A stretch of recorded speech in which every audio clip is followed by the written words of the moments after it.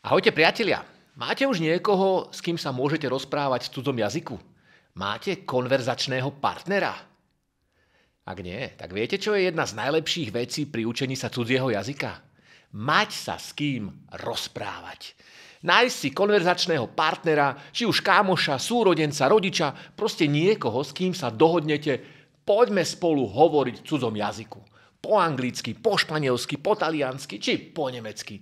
Môžete to robiť kedykoľvek, bez plánovania hodín a rozprávať sa o čom len chcete. Deti sú často motivované, keď zistia, že rozprávajú lepšie ako ich rodičia. A viete, čo je najlepšie?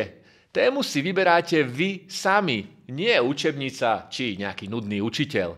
Skúste to, možno zistíte, že učenie je vlastne spoločný zážitok. V rodine či medzi kamarátmi. Držím vám palce. Trénuj jazyk ako svaly, pravidelne a s chuťou. My ti s tým pomôžeme na polygloti.sk.